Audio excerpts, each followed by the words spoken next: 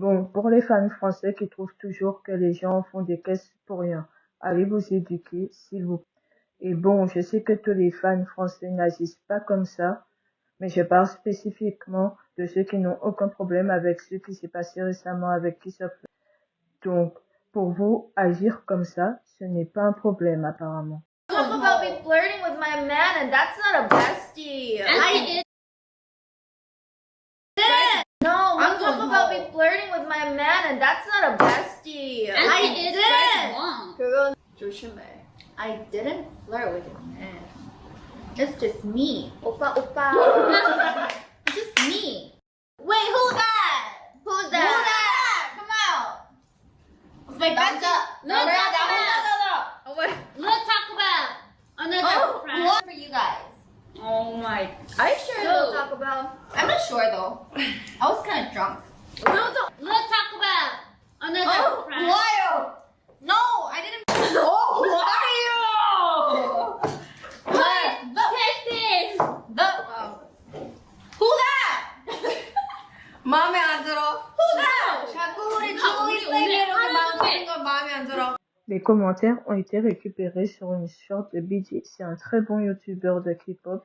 Donc si vous voulez aller vous abonner à lui, faites-le. Et maintenant que j'ai dit ça, regardons les commentaires. Alors, je suis tombée dessus si ça vous chante. Mais là, je ne vois vraiment pas le problème. Elles n'ont rien dit, rien fait de raciste. Je pense qu'on a tous déjà fait semblant d'être rappeurs quand on était jeunes et on n'avait aucune intention d'être raciste. Ce n'est pas la même chose pour elle. Pourquoi elle et pas d'autres?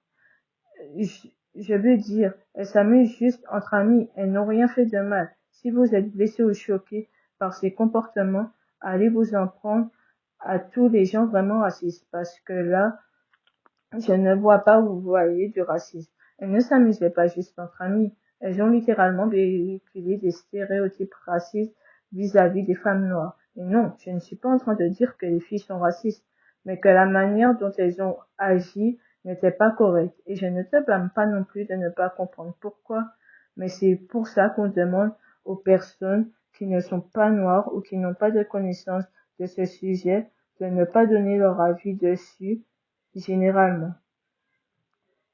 Perso, je ne vois pas le problème. Ok, laisse-moi t'expliquer. Il y a une différence dans notre communauté entre ce qu'on appelle la culture noire et une autre culture qu'on appelle la hood culture ou culture de la cité en français. La culture noire est une culture complexe qui a émergé bien avant l'esclavage mais qui a évolué avec l'esclavage dû au fait que les personnes noires ont perdu leurs droits et de nouveaux styles de musique ou manières de s'exprimer ont émergé vu que les personnes noires n'étaient pas bien vues. Bien souvent, d'ailleurs, les esclaves noirs agissaient comme les colons qui sont en majorité blancs pour gagner leur faveur. Même si tout le monde sait qu'il y avait aussi des esclaves blancs, bien sûr. Le problème avec le live de Kiss of Life et qu'elles ont utilisé beaucoup de stéréotypes qui sont véhiculés vis-à-vis des personnes noires et surtout des femmes noires américaines.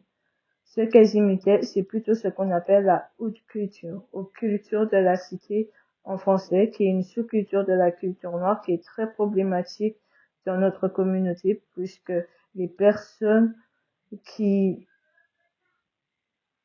la pratiquent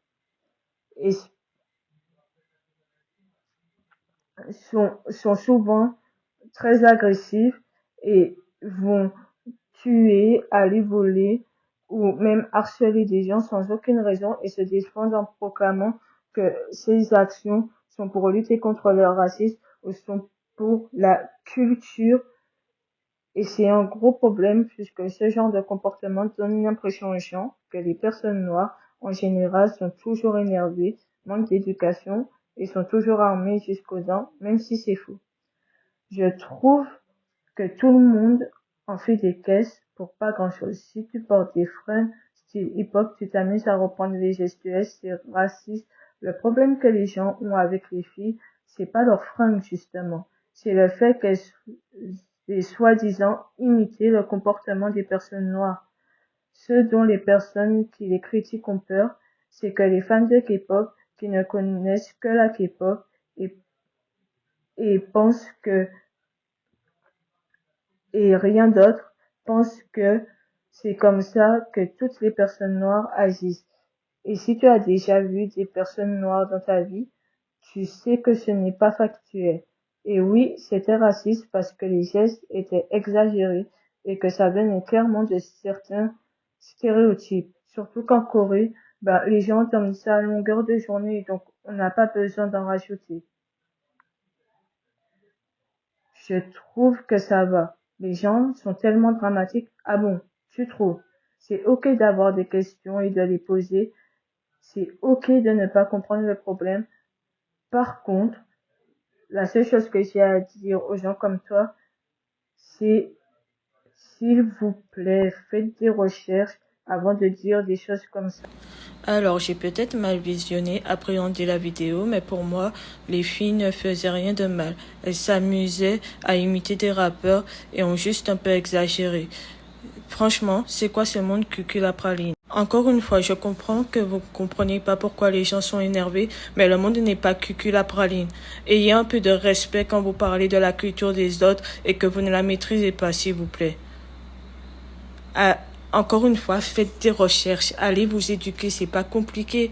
Vous avez YouTube, vous pouvez littéralement taper pourquoi les personnes noires s'énervent quand elles sont représentées comme ça et vous allez trouver plein de trucs dessus.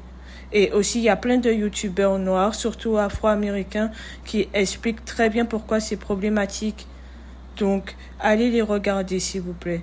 Et arrêtez de dire que le monde est cuculapraline dès que les gens sont un peu énervés parce que les idoles ont fait des choses mal. Vous savez, l'erreur est humaine, mais si on ne dit jamais « Oh, vous avez fait une erreur », ils ne vont pas se corriger et ils ne vont pas apprendre de leurs erreurs, justement. Vous disent quel est le problème. Ou sinon, posez simplement une question en disant « Mais pourquoi les gens sont énervés? Je ne comprends pas. » Et je vous promets qu'il y a plein de gens comme moi, par exemple, qui seraient très ravis de vous expliquer les problèmes et pourquoi les personnes noires réagissent souvent comme ça face à ce genre de situation.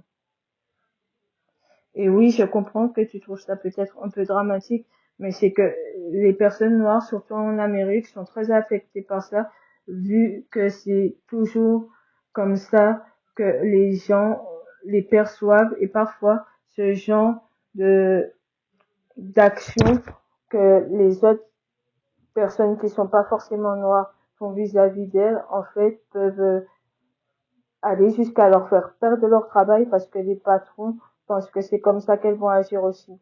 Donc c'est pour ça qu'on a un problème avec ça. Merci. Eminem s'habille comme ça et ce n'est pas un gros raciste. Les gens oublient souvent que les rappeurs américains, noirs, métis ou blancs, ont exactement cette gestuelle-là. Après, je ne m'y connais pas, donc je suis ouverte aux autres avis. Tu as raison, Eminem aussi s'habille comme ça. Mais la majorité des personnes noires n'ont pas de problème avec les habits des filles, mais plutôt avec la manière dont elles ont agi. Et personne n'a dit que c'était pas bien d'imiter les rappeurs que t'aimes bien, mais le problème était que leurs petits sketchs étaient remplis de stéréotypes noirs qui sont faux, qui sont tout le temps ramenés sur la table dès qu'il y a une personne noire. C'est pour ça qu'on a un problème avec ça.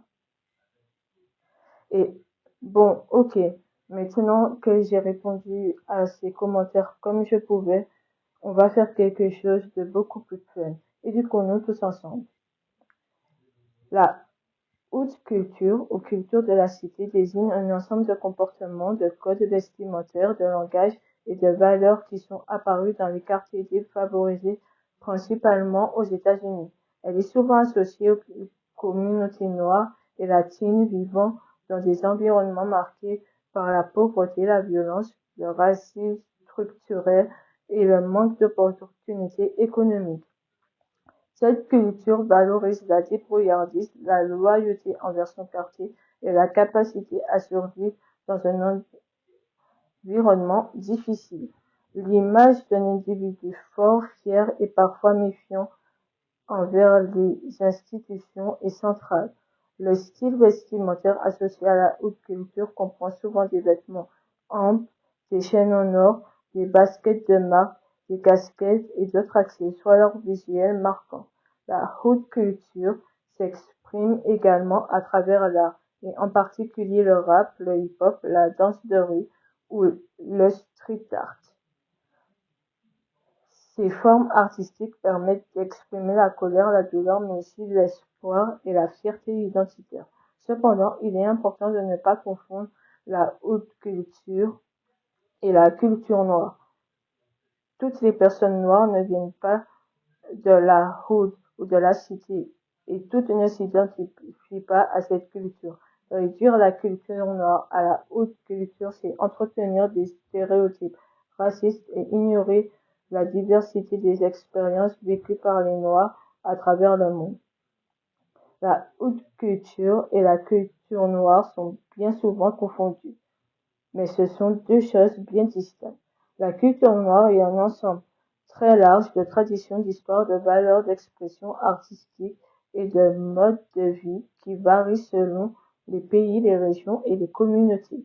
Elle inclut les cultures américaines, afro-américaines, afro-caribéennes, afro-latines, afro-européennes et plus encore. Elle se manifeste à travers la musique, la cuisine, la spiritualité, la langue, les vêtements traditionnels, les coiffures, la littérature et bien plus encore. C'est une culture riche et diverse. En revanche, la haute culture est une sous-culture née dans des contextes spécifiques de marginalisation dans les quartiers pauvres des États-Unis. Elle est liée à une réalité sociale, celle des ghettos, de la précarité, de la violence, du racisme systémique et d'un quotidien difficile. Elle met souvent en avant la dureté, la survie, la loyauté au cartel routier, le hustle et une méfiance envers les institutions. Et oui, je sais que je me répète, mais c'est pour le faire rentrer dans votre tête. Ainsi, la haute culture ne représente pas toutes les Noirs, ni la richesse globale de leur culture. Et c'est pour cela qu'il faut faire attention et bien faire la différence entre la culture noire et la culture de la cité quand vous parlez de ces deux cultures. Il faut les distinguer, c'est très important. Et oui, c'est également une erreur fréquente dans les médias, les clips musicaux ou même certaines productions culturelles qui elles-mêmes n'arrivent pas à faire la différence en fait. Et c'est pour ça que les personnes qui ne sont pas noires, généralement, ont du mal à comprendre pourquoi nous on a un problème avec la manière dont on est représenté, surtout dans la K-pop. D'ailleurs, la dernière chose qu'il faut savoir est que beaucoup de personnes noires ne viennent pas des quartiers défavorisés et ne s'identifient pas du tout à la culture de la cité ou haute culture en anglais. Elles peuvent appartenir à la classe moyenne, aux élites intellectuelles ou encore être issues des traditions culturelles africaines ou caribéennes très éloignées de l'univers de la route. Merci de m'avoir écouté. Au revoir et j'espère que je vous aurai aidé à comprendre pourquoi Kiss of Life a une controverse aussi grosse qui est collée à eux, qui est collée à par rapport à ce qu'elles ont fait récemment.